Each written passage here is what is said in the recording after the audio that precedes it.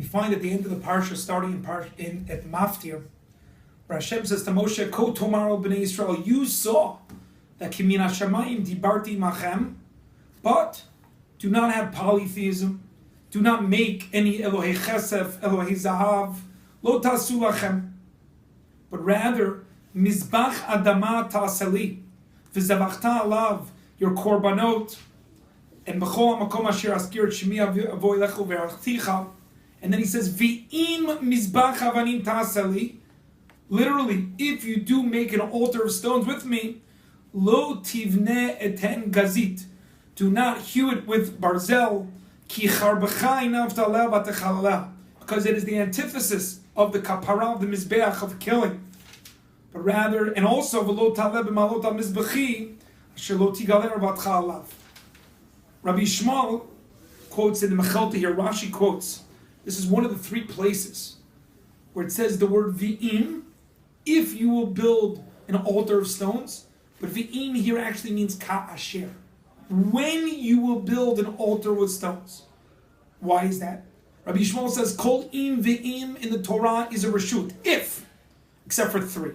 This is the first one. And how do I know that? Because you have a chovah to build a Mizbeach Avanim, as it says in Parsha Kitavo, Avanim Shlemo Tivneh. The second example is next week's Parsha. Im Kesef Talveh Etami. If you will lend money to your fellow Jew, to your nation. The Pasuk says that we know for sure it's not an im, it's a ka'asher. How do I know it's a ka'asher? Because it says in Parshat Re'eh, Ha'avei Tavitena, you have to lend money to your fellow friend, fellow Jew. Third and final one is the Korban HaOmer. In Vayikra Perek Bet, V'im Takriv Minchat Bikurim. That's a chovah.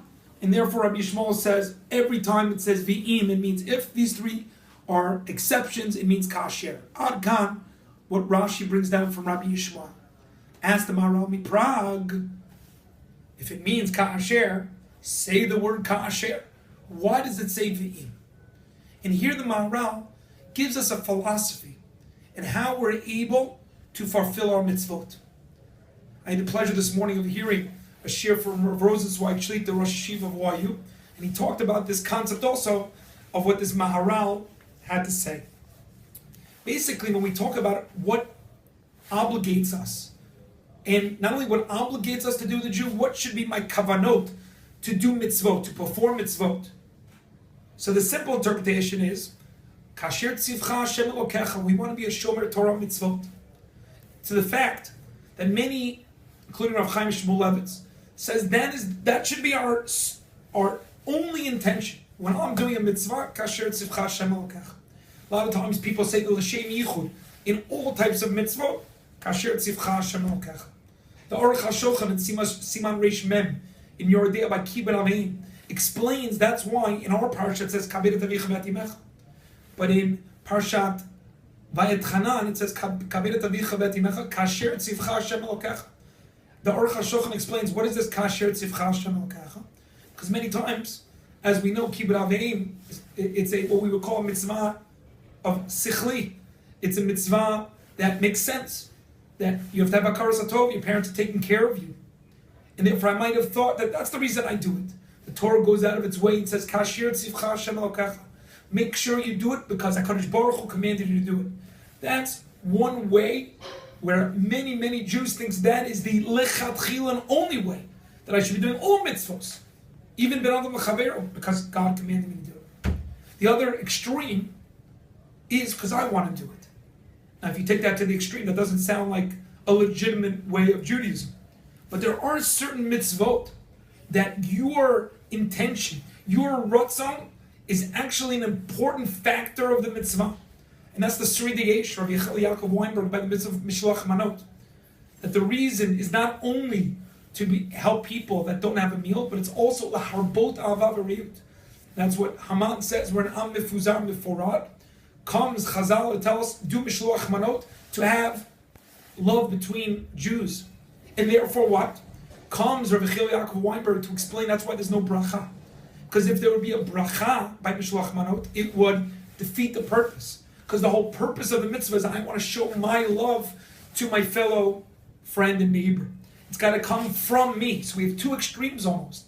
one of just kasher tzivcha Hashem lokecha, one at least in certain mitzvot that I want to do. Comes the Maharal Miprag in our Parsha and explains the right middle approach, which has talked to me for years, and it's something that literally leads me in my hashkaf. And the Maharal explains that the ideal is you definitely need the bottom baseline. Kasher tzivcha Hashem lokecha. How Rav Rosenzweig called the concept of being a compliant Jew. Kasher tzivcha Hashem lokecha.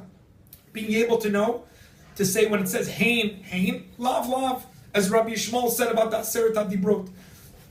Whatever you say, God, lahashlim ritzon HaKadosh Baruch Hu.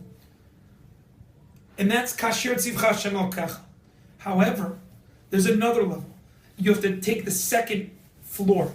Second floor is I do it not only because I'm commanded to do it, but because I want to do it. And that explains the Maharal Miprag. In these three mitzvot, all other mitzvot, if you only did it because you're this bottom baseline of kasher tzivcha Hashem lokecha, you're yotzei. But there are three mitzvot.